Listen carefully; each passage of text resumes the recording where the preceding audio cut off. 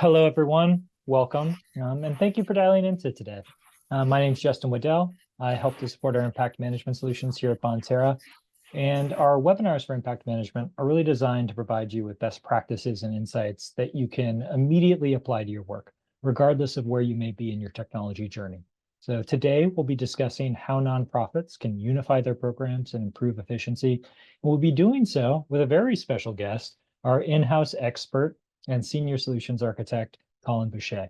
You can expect Colin and I's conversation to go for about 20 minutes, after which we'll take questions from the audience.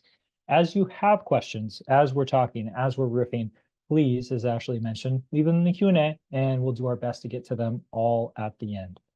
Now, really, by the end of today, we really want to make sure that you feel as comfortable as possible with this topic, that you really understand what it means to unify multiple programs and help to build efficiency within your organizations, and feel excited and ready to take that next step, whether it's with a technology solution or even just reevaluating your own processes. So excited to get into it. And without further ado, we will. All right, Colin, I'm really excited to have you on board. Let's start with just an introduction. Can you tell us a little bit about yourself, your experience, and what brings you to this work? Yeah, sure. And thank you, Justin. And thanks again for having me. And hello to everyone out there. I really appreciate the opportunity to have this fireside chat with you, Justin.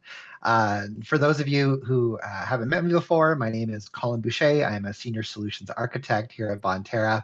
I've worked here for about 6.5 years in a few different roles. So I used to work in professional services and our advanced support consultants team. So those are the folks that would work with you post implementation and doing the implementation, but now I'm on the solutions architect side. So if you move to the demo phase, you might meet me again to see demonstrations of the software. But before that, I actually worked for 5.5 years as an HIV prevention worker, focusing specifically on gay men's sexual health, but also some other areas too. I did a lot of community development work, capacity building, outreach, and a one-on-one intervention program for motivational interviewing. I love meeting nonprofit organizations every day in my job across the world, learning about the amazing work that they do and helping them solve their problems with technology to help them save time and stress. I love that. Thank you for sharing that. Like I think one of the things I appreciate about you most is just the amount of purpose and intention that you bring to this work. So excited to dig in. And let's do that. Let's start by just setting a few definitions. I really want to help our audience understand what this content is and isn't going to be about. So when we talk about unifying programs, can you talk more about what that will and won't entail?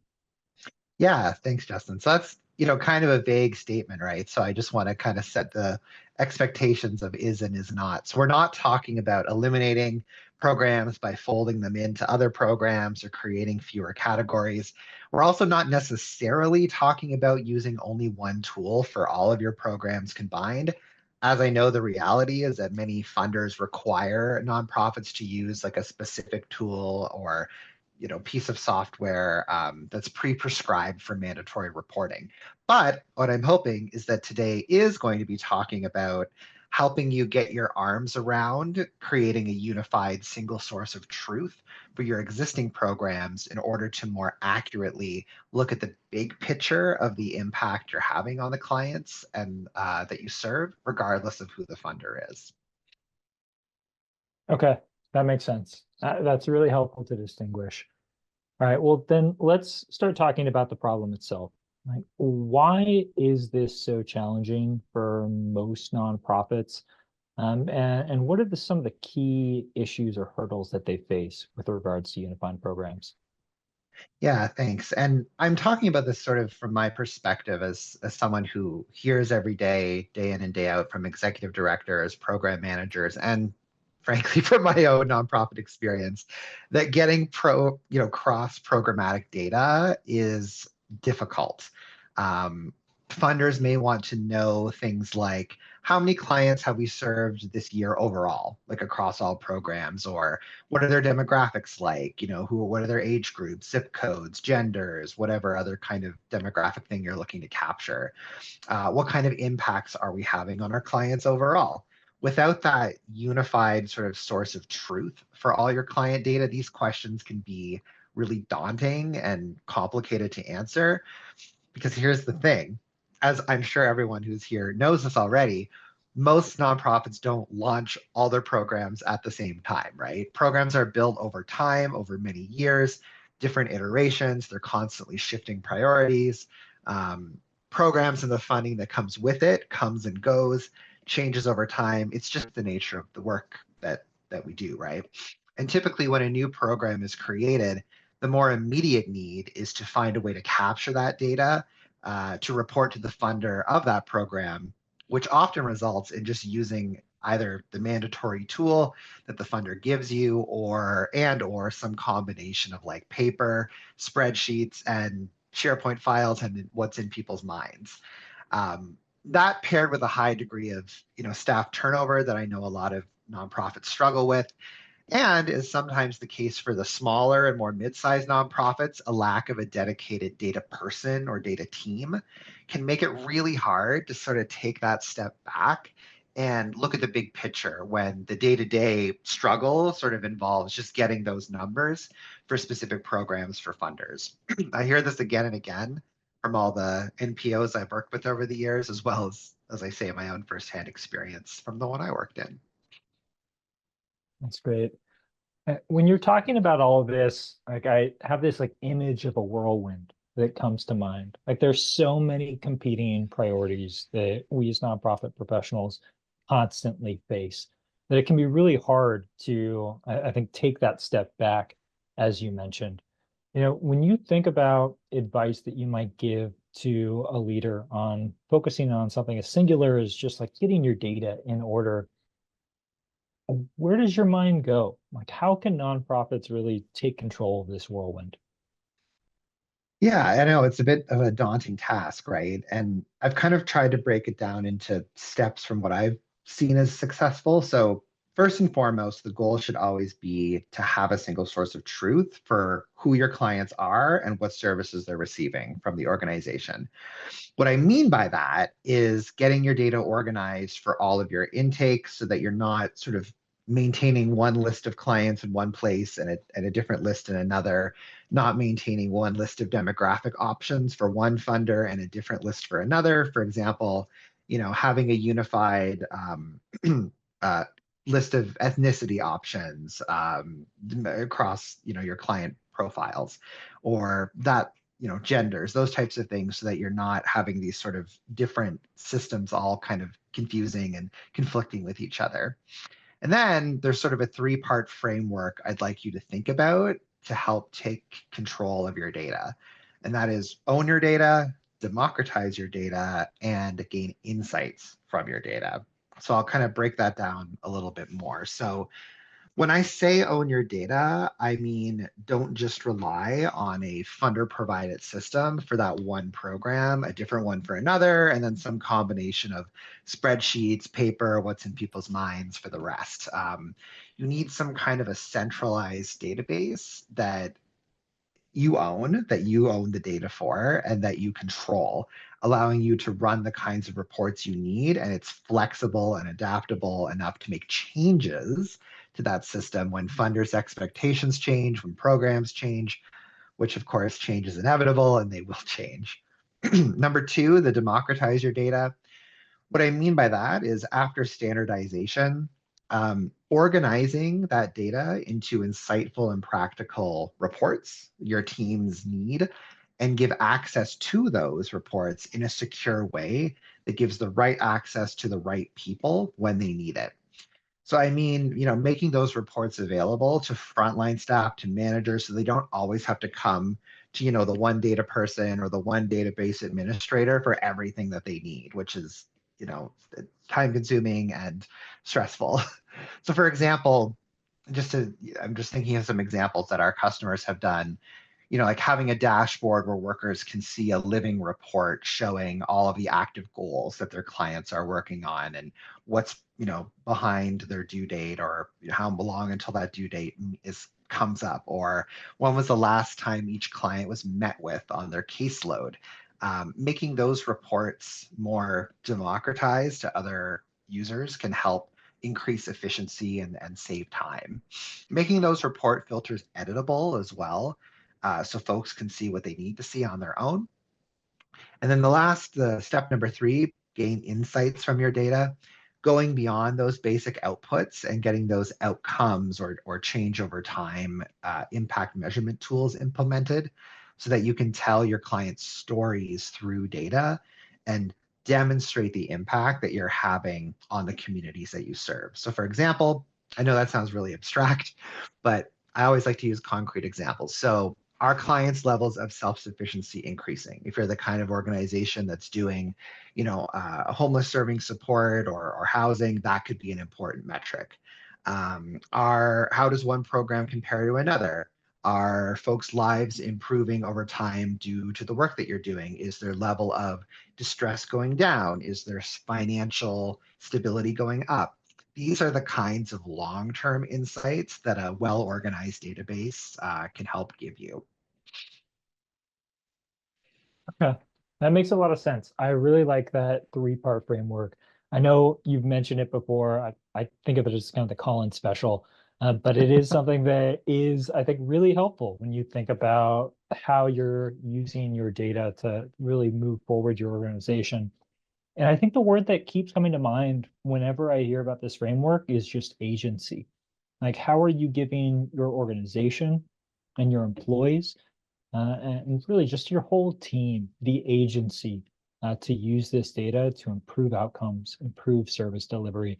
Because I feel like so often we're driven by the data and we're not driving it, if that makes sense. Yep. And this really helps you kind of take control. Am I aligned with you there, or is there a nuance that you want to add?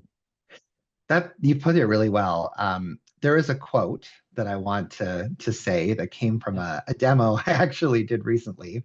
But first, I'll say that it's a lot to manage all at once and can seem a bit scary, frankly, and overwhelming for someone to manage on their own. Fortunately, here at Bonterra, we have a dedicated team of experts who help our customers every day do this kind of thing of program data unification and transformation. So the quote comes from a recent demo I was involved with. My colleague on the sales team asked a customer, as they likely will to you, should you proceed with us, how are they collecting their data now? And what kinds of long-term impact metrics or stories are they getting with their current state of things? And the customer, who is a program director, said something that I really think hits the nail on the head for what I'm trying to say here. So he said, and I quote, "It's a little chaotic, to be honest. It's all been pretty reactive and based on specific grant reporting requirements. We are trying to shift towards being proactive and moving from a place of strength where we are the ones approaching funders and saying, hey, this is what our work does. This is what it looks like. Are you interested in supporting that? As opposed to letting them call the shots on what information we need to be reporting on.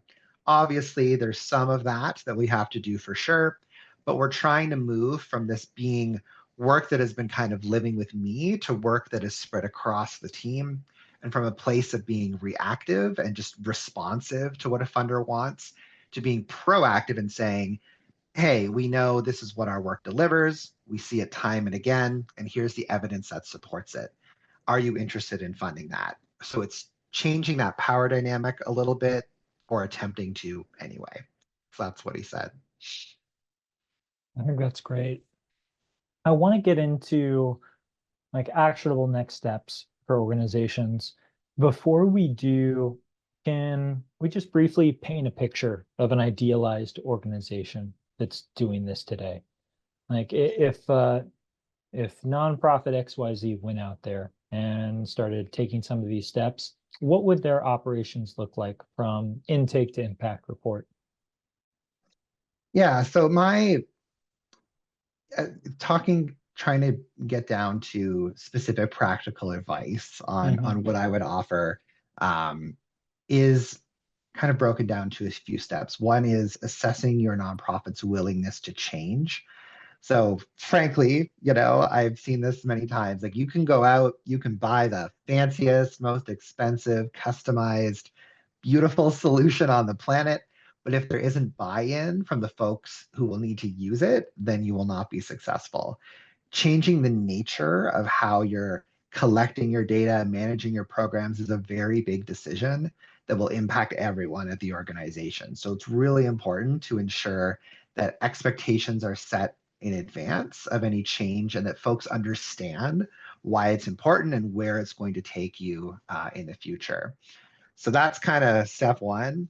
And then next is sort of taking an internal inventory of your current as is processes. So things like, to get really practical, that we ask for, like number of forms you have, number of users you plan to use the system, what assessments are you using currently, what are your reporting requirements, what are your system requirements. As a solutions architect, it's my job, and I love getting my eyes on those kinds of things because it helps me understand your context before giving a demonstration so that I can try to, or my team, if it's not me, try to show you something that will be more relevant to your particular use case. Plus, it puts you in a really good position, when you do end up meeting with our professional services team, like already with an idea of, here's what we need to change, here's our processes, help us make it better. um, and then by we, I mean gathering the right stakeholders. So going just beyond your executive director or board, or conversely, just your case managers. So on my solutions architect team, we often say that the perfect combination is when there's sort of an upper management decision maker, like an ED, a program coordinator or a director who understands the ins and outs of a program or programs and scope, and then a frontline worker, like a case manager, or somebody that's actually delivering the services, so that all people at different levels can kind of see the benefits and ask questions in those kinds of demonstrations. And then finally, sort of taking your time. It's not something you should rush into in finding the right solution. Do your homework, read everything that's given, ask lots of questions. I love it when people ask lots of questions in my demonstrations, see demonstrations. Obviously, of course, Bonterra, we would love your business, but what matters the most is that you take your time to find a solution that's the right fit for you and your program needs. Yeah, that's great. And that speaks to something that I just have always been so passionate about, which is making sure that you have the processes and protocols in place to be able to use technology effectively. I've worked in technology and impact for a long, long time. And like as you mentioned, there is no silver bullet out there. Like if you have to have that process in place and that intention to grow that process, if the technology is actually going to support you in meeting your goals, to refine and grow your impact. So that's so crucial. And I love the point that you bring up about bringing in stakeholders from up and down the value chain.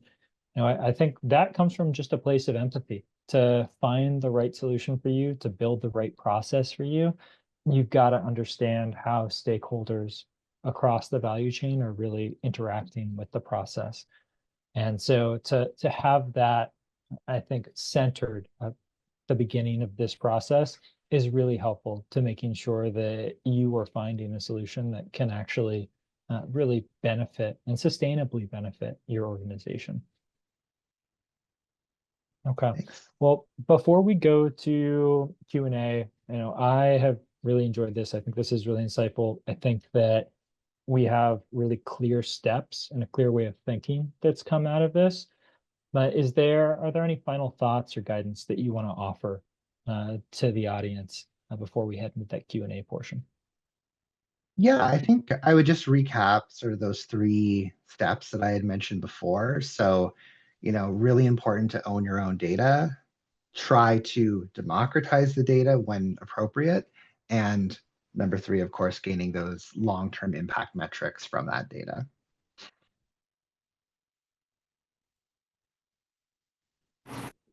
So yeah, Colin, thank you so much for all your insight on this. I know that this has been insightful for me, so I can't imagine for folks on the call. But before we kind of transition over to Q&A, because we do have some questions coming in the chat, I did want to just throw out again, folks, for those who might be on the line, if you are looking for some tools to assist you in unifying your programs, if you are looking to kind of own your data and have a better source of truth, and are interested in exploring Bonterra's tools for that, again, I just want to launch a quick poll here. Please feel free to, again, fill that out. And we will have one of our colleagues reach out to you after today's session to initiate that conversation. Or if you just have a one-on-one question that you think is better suited for that, please feel free to reach out and we'll be more than happy to answer those questions.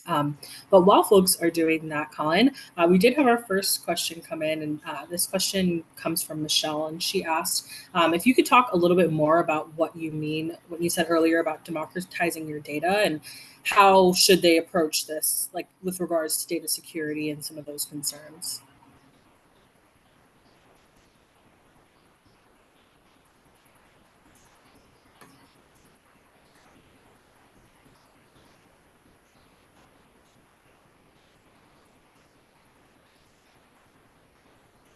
May have a frozen screen.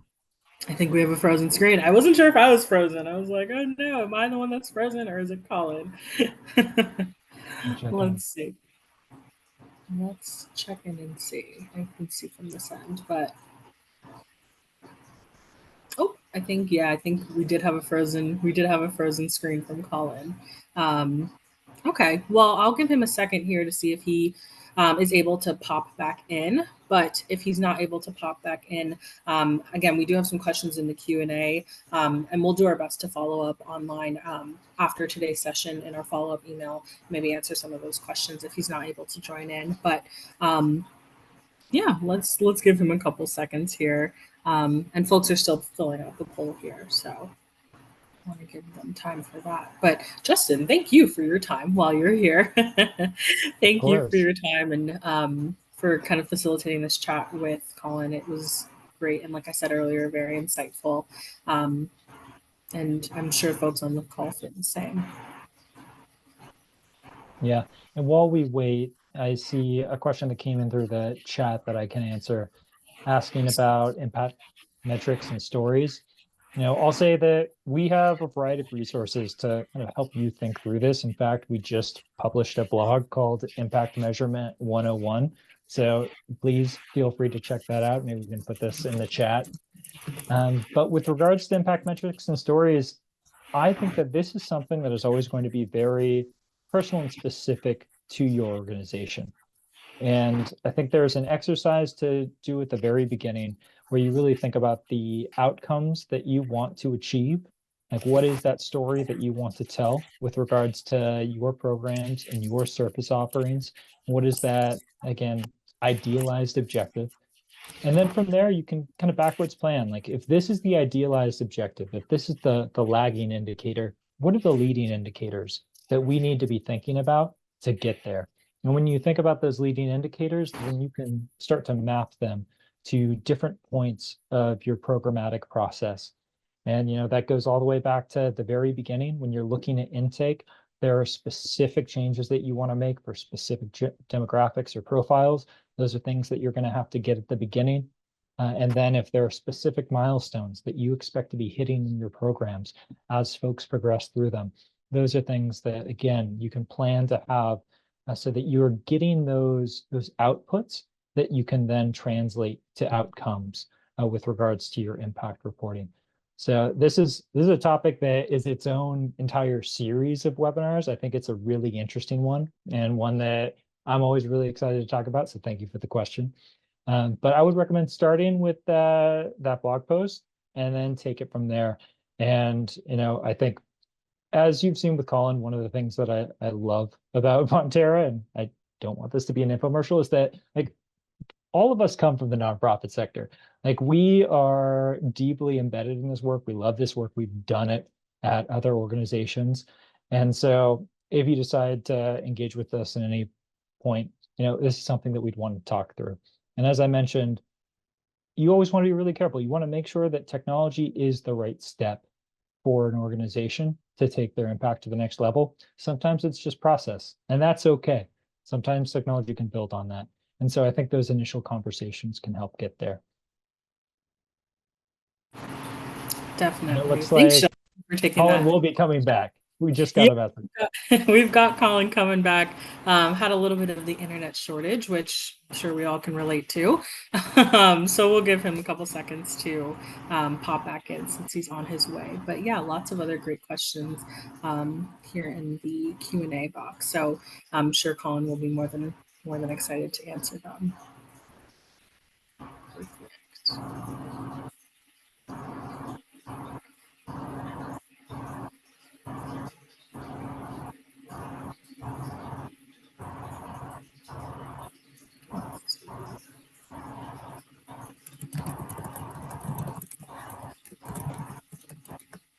Thanks for sticking with us, folks, in this little technical. We've got Colin back. I'm Awesome. so sorry, everyone. No, I told them, we all can relate to the internet shortage and the internet outage. So no, appreciate you, Colin, coming back.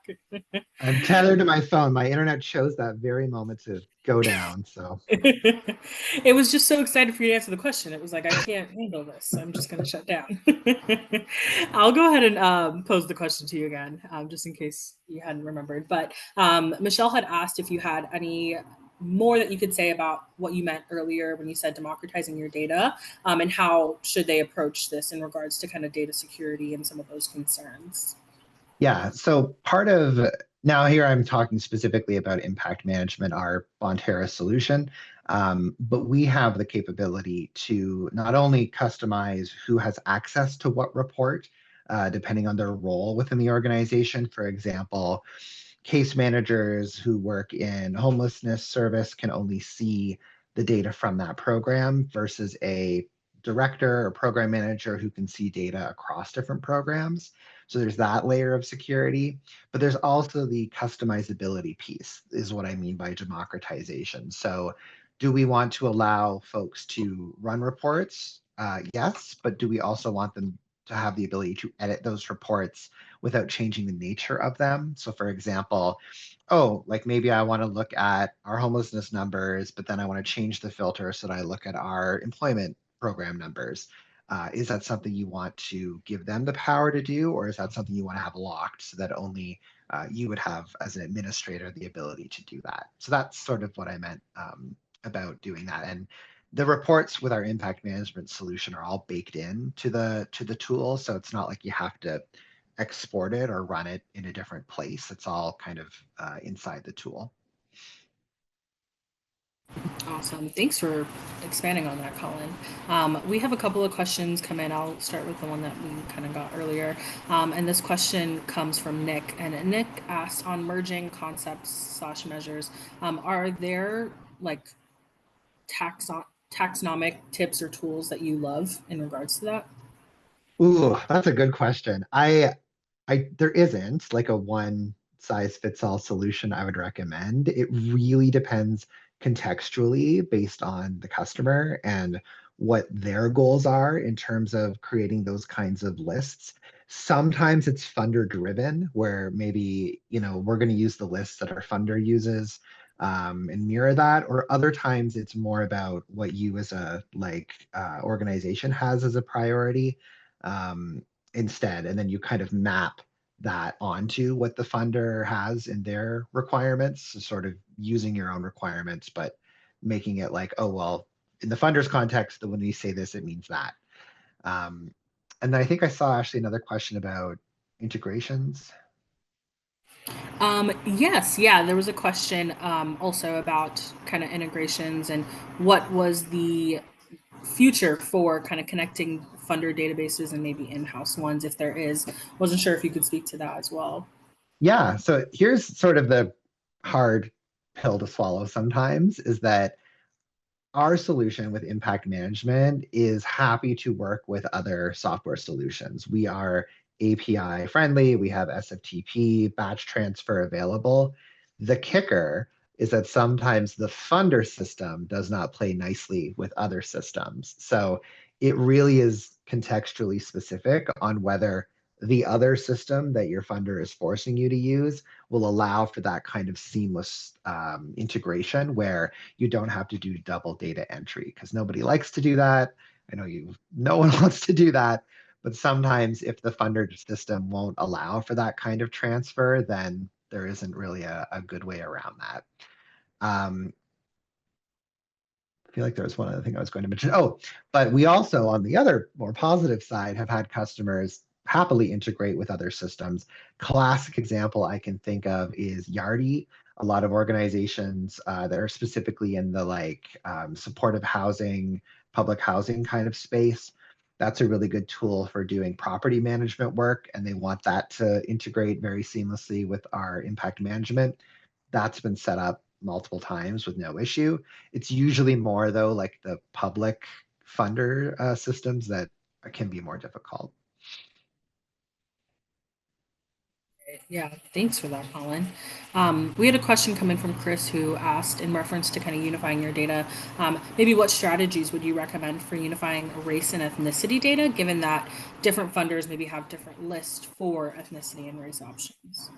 Yeah, that's kind of what I was saying before, where like sometimes you have to use the funder list, and other times what you may do is create kind of a mapping, right? Where when we say options A, B, C, those all kind of fold into one option that the funder has.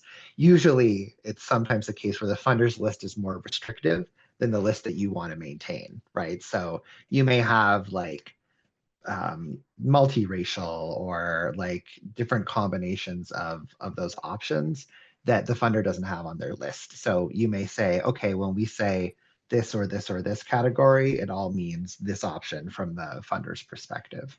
That's usually what we end up seeing. Right. That makes sense. We had another question come in, and this kind of goes to what you were talking earlier and kind of answered in that part. But I guess if you could expand a little more on like advocacy with funders and some of its services, and what Bonterra has in the future for that, or anything that you can speak to in regards to kind of advocacy with funders and its services.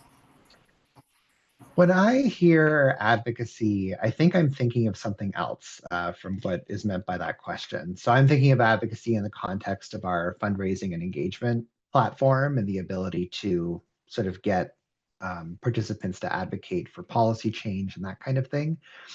I think the question might be more about like us talking with funders. Is that correct? Yeah, I think that might be what. Yes, correct. Got Yeah. it. Okay. Thank you, Nick. Yeah, I'm not aware of any of those sort of conversations. I know that at least in the space when it comes to HMIS and like HUD required reporting, we've had some conversations around trying to get those systems to be more friendly with talking to other systems. But ultimately they're going to make the decisions they make around those lines. Right. Awesome. Well, thanks, Colin, for again jumping back in and taking some of those questions. Definitely really appreciate it, folks. If you do have any other questions, feel free to drop them in if we have some time to answer them. But it doesn't look like we have any more rolling through. So, again, Colin, thank you so much for your time this afternoon. Thank you for this chat with Justin. I made my thanks to Justin earlier, but I will do it again. Thank you, Justin, for your time as well this afternoon. And folks on the call, thank you. Thank you for joining us this afternoon. Thank you for your time and engagement. It always makes for a great session when the chat and Q&A is engaged. We always love to see that. And we hope to see you at our next session. Again, be on the lookout for some of those invites, as well as the recording of this session, because again, we did record it, and we'll send that out sometime next week. So be on the lookout for that. Folks, again, it doesn't look like we have any questions come through. So with that, folks, I hope you all enjoy the rest of your afternoon or morning, depending on where you are. And we definitely hope to see you again at our next session. Thanks, everyone. Awesome. Sorry for Thanks, the internet everyone. hiccups. No, it's all good. We all know it. Bye, everyone.